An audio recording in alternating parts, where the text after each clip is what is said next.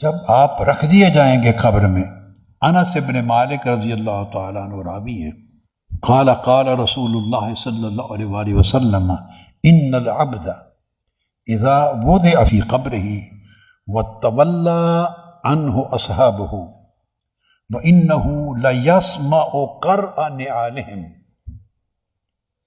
جب اس کو قبر میں رکھ دیا جائے گا اور اس کے لوگ اسے دفنا کر مٹی ڈال کر واپس پلٹ جائیں گے اور ابھی دور نہیں گئے ہوں گے، حدیث صحیح کے لفظ ہیں، وہ میت آپ کے پیچھے پلٹتے ہوئے اور چلتے ہوئے جو جوتوں کی آواز آتی ہے چلتے ہوئے وہ بھی سن رہا ہوگا۔ اِنَّهُ لَيَسْمَعُ قَرْعَ نِعَالِهِمْ، اتنا جلد کہ آپ پلٹیں گے، ابھی آپ کے چلنے کی آواز بھی میت سن رہا ہوگا کہ اسی لمحے دو فرشتے آ جائیں گے،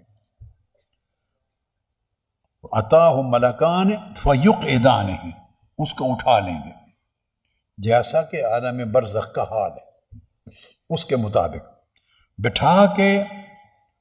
وہ سوال کریں گے اس سے، یا ھذا مر ربک، تمہارا رب کون ہے،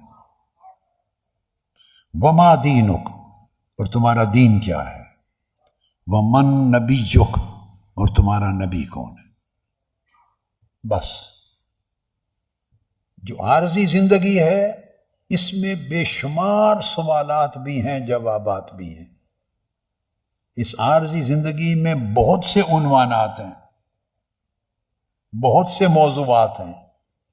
ختم ہو جائیں گے۔ قبر سے ایک ایسی زندگی شروع ہونے والی ہے جو and less and ever lasting in ending life ہے، جس کا کبھی خاتمہ نہیں ہوگا۔ قبر کی شام کے بعد جو زندگی شروع ہونے والی ہے اس زندگی کا کبھی خاتمہ نہیں ہوگا، مرحلے آئیں گے، قبر کے بعد ایک زمانہ آئے گا، اٹھائے جائیں گے، میدان حشر کا وقت گزرے گا، پھر جنت و دوزخ میں جائیں گے، حتیٰ کہ موت کو ذبح کر دیا جائے گا، بتانے کے لیے کہ اب اس کے بعد کوئی موت نہیں ہے، اب جہاں بھی جا رہے ہو ہمیشگی ہے، ہمیشہ۔ مگر قبر میں جا کے 3 سوال رہ جائیں گے، بس باقی سب سوال ختم۔ ہماری ساری زندگی میں 1000 سوال ہیں اور ان 1000 سوالوں نے ہمیں مار رکھا ہے۔